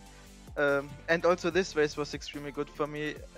Just in the qualifying I had a bit of problems, so I didn't really had such a good time, but I was able to overtake in the first corner at least 1 car, and then was just trying to get a grip everywhere. I still had some problems in turn 1 in general, because or at least my setup has like no traction at all in the first corner. So I once had a pretty big moment, which was pretty scary, but in the end I still caught it, and yeah, I got P1. Yes, and then yeah, race 2, storming up through the order. What was it like from your perspective on lap 1 in race 2? Because we're seeing a little bit of it now, but you managed to gain, I think, 11 places in 1 lap. Yeah, I just saw that the first guys are already going, but in the mid pack some people didn't realize that, so there was a bit of confusion. But I just throttled it through. Luckily didn't get a black flag, because I knew that the guys in front were already accelerating. So I gained about 4 or 5 places even before turn 1. And yeah, then I was just driving behind someone, because there were cars left and right. I was pretty much boxed in, and some cars were also going into the gravel and so on, and I didn't want to risk anything there.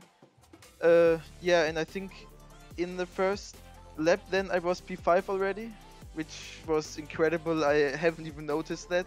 And yeah, at that point I just wanted to look out for my tires, because my setup is really loose at one point, so I just was trying to look out for that. And yeah, in the last lap I got the fastest lap of the race, and this was pretty much what I was going for.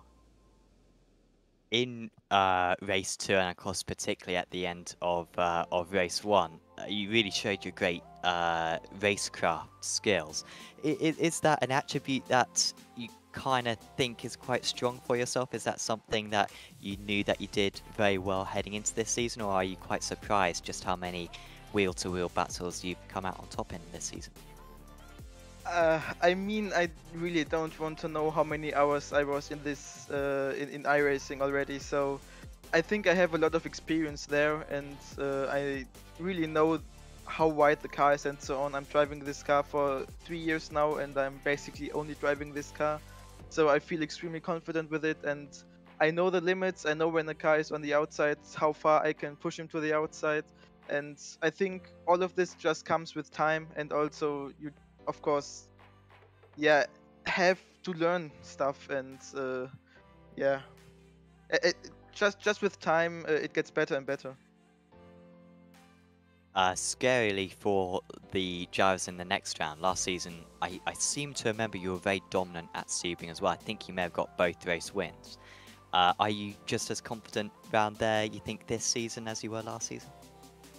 Yeah, next week is gonna be extremely hard for me, because I'm going to the Sim Expo, and this basically means I will come home at 19:30 or 20 at my time, so I might only have 20 to 25 minutes of practice before the qualifying starts, so that's gonna be extremely hard for me. But just under the week I have to practice a lot, so then I hope I can just crew with some other guys, and I'm not going for extremely good round, but just a just a normal position.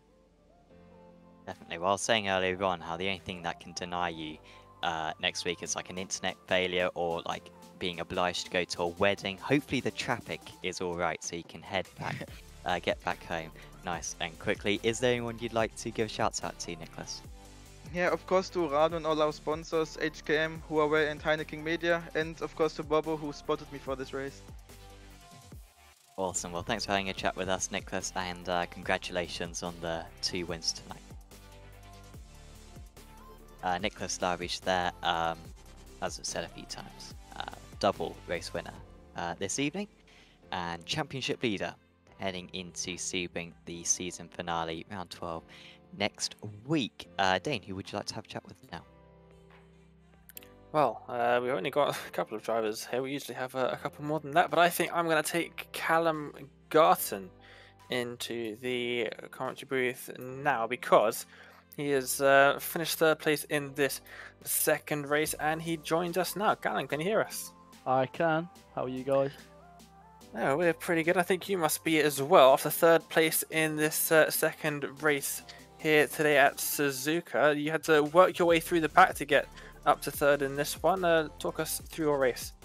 Yeah, it was race 1 was a bit sketch. I mean, I just kind of got stuck and had a little bit of contact with Mark, and I had a tad bit of damage. Whether it affected me or not, I don't know, but the car definitely felt better in race 2, even on more fuel. But race 2, yeah, basically just followed Nicholas pretty much at the beginning. But I had a couple of big moments where I lost it under braking. That was a bit scary, but luckily it was on the hairpin, so I didn't lose a hell of a lot of time. But yeah, overall great race. I mean, setup wise was a bit sketch because I didn't really have much time to practice. But yeah, decent race. I'll take it. Yeah, you have had a couple good performances this season. You said you followed Nicholas through the pack. There's certainly worse drivers you could have chosen to follow through the pack here. He's an absolute beast in race 2 situations when he's fighting his way through traffic. Suzuka, I would have thought it would be a bit easier to overtake than what we've seen today. We didn't see all that much other than Nicholas really, and yourself obviously trying to follow him through. Obviously, there's a couple of major places where you can try and make stuff happen, like the final chicane and turns 1 and 2. But did you find yourself struggling at all to try and get past some of the drivers in race 1 and race 2? Yes, it was. I think it's just because everybody's so weary of locking up, they don't tend, because it's like it's such a high pace, like flowing circuit. It's high risk. So I think, like I said, people were wary of locking up and stuff like that. I think that's why you didn't really see a lot of overtakes. I mean, like you said, main overtaking area is going to be like turn 1 and maybe like the hairpin, maybe the chicane coming to the pit straight. But yeah, it was quite difficult to overtake, and I mean everyone was running ridiculously low wing again. Some crazy setups out there, but to get like up close and actually overtake when you're actually already on the limit, it's difficult. It is difficult. Yeah, it definitely did look like some drivers were running quite low wing setups. I just had a little bit of a look in the driver channels. It seems that Daniel Lee and Dean Powell for the Pineapple Grips team, they were running 2 wing, which is extremely low, especially for a circuit like Suzuka, where you'd expect a bit higher downforce than that. Final round next week. Sebring, sorry, we're just at Suzuka. Sebring coming up. What are your thoughts on that circuit? Love Sebring. Sebring's quite a strong circuit for myself, so I'll be definitely looking to try and get at least a race win or maybe a podium again. So yeah, looking forward to that one. Well, good luck for that final round of the season at Sebring. Congrats on the 3rd place in race 2 here today. Thanks for joining us in the interview room. But before we let you go, is there anyone you'd like to give a shout out to on Apex Racing TV? Yeah, you guys are setting up a great league, and obviously all the guys who compete in it and give us a good race every weekend before we all go back to work. So yeah, thank you to you all. Oh, thanks a lot, and we will see you next week at Sebring. Take care, guys. Yeah, you too. Well, so 3rd place in race number 2 here was Callum and Sam. We've only got one other driver waiting to have a chat with us. He's all lonely there in the interview waiting area. He is, but we will have a chat with him now. And here is Danny Lee. And Danny, after after a whole season, okay, you do nine races, 9 meetings, every single meeting. 1 good race, 1 bad race, 1 bad race, 1 good race. And I've had 2 meetings in a row where you've where you got like basically the exact same result 4 races in a row, a 5th and 6th tonight, a bit of consistency, and yeah, after the season that you've had, I imagine that is very welcome. It is really welcome, and it was really fun tonight. Some good racing, really hard battles out there. This is the sort of round that I'm used to having. This was what last season was like. Every round, every single one was just quality from start to finish, and this was just the same. As you might have saw, the car was set up for incredibly high speed. It really helped defend from Emil Winbo, who is the worst person to have behind you. He will attack every opportunity. He will attack, and I just wanted to hand a note back out of a window saying, Winbo, come on, let's just work together, catch up with the cars in front. But true racer, there's no doubt about it. If there's any gap, he's gonna chip you loose. So defending from him was really tough.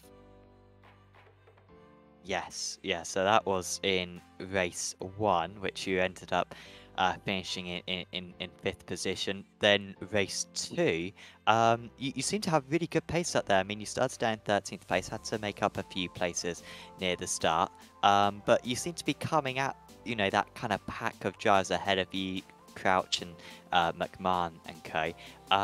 Unfortunately, they're not quite able to really do anything with it right at the end. It seemed like overtaking was very tricky out there tonight. Yeah, we could have done with 20 more minutes tacked onto the end of that race. I'm always after more time. My progress is usually forward, slow, but it's forward. And after a horrific start, for some reason, the grid just seemed to spring together like an accordion until eventually the pack went, and I got completely mugged. Lost about 3-4 places, and then it was just a fight back from there.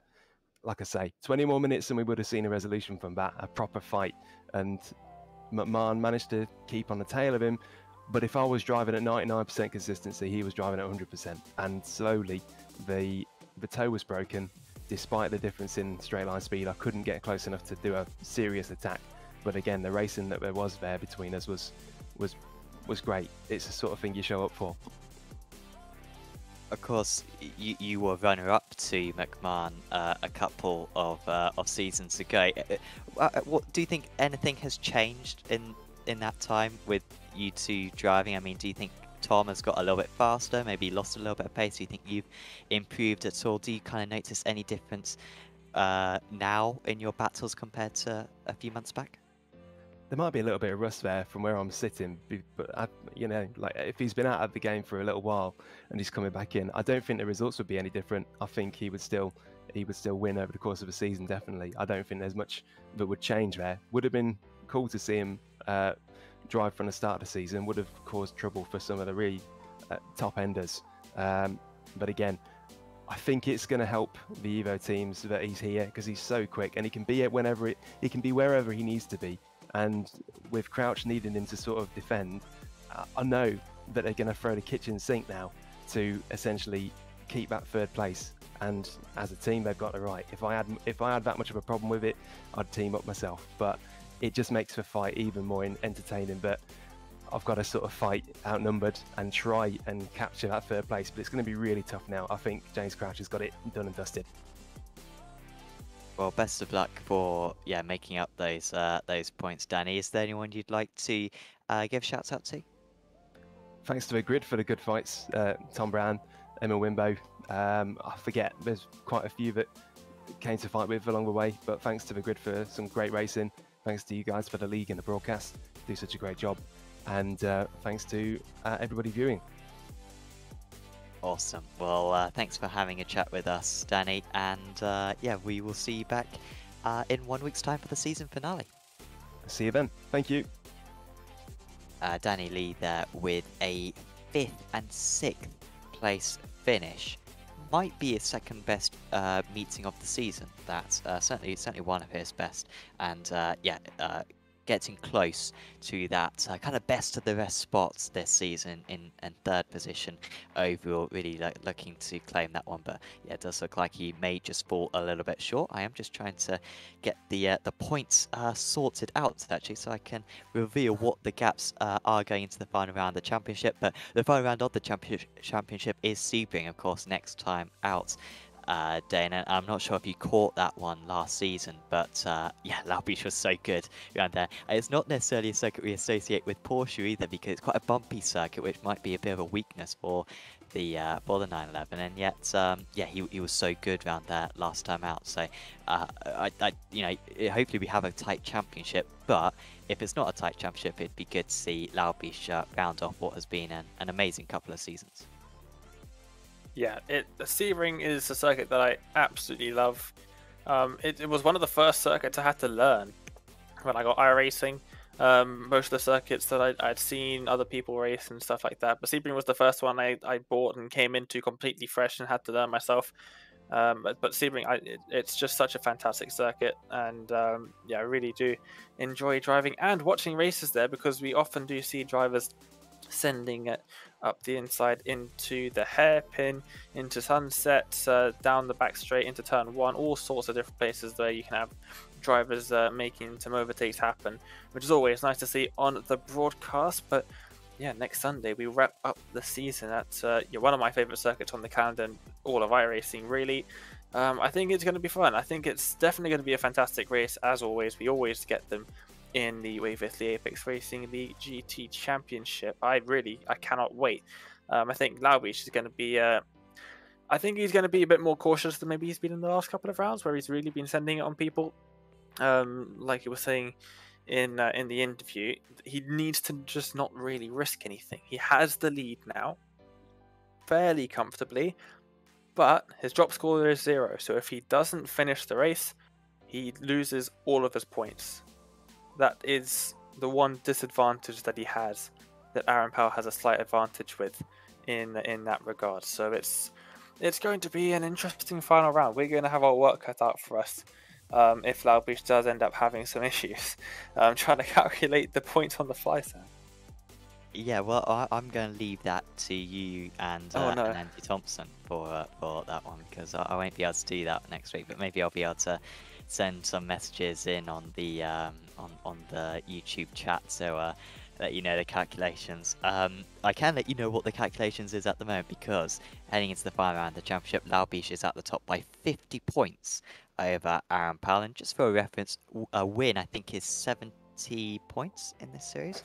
Yep. So it would, I mean, in terms of outscoring him without a DNF, it's near on impossible. Now, I mean, you'd need to have a couple of race wins for Pal and a couple of like non-top 20 finishes for Laubish in order to overhaul that, or maybe, you know, outside the top 15 finishes. But yeah, if you did not finish a race for some sort of reason, you know, you do get a fast repair, so 2 crashes is unlikely, but maybe a connection issue, it could still turn around. In the Amateur Championship, it's a little bit closer. Van der Nesse 32 points ahead. However, of course, Prescott may get a penalty for the incident we saw the 2 of them were parts of earlier on in the race, heading down into the Castillo Triangle. So we'll see if that gap maintains, but currently 32 points, maybe a bit more realistic there for Prescott to make that up, albeit looking very tricky.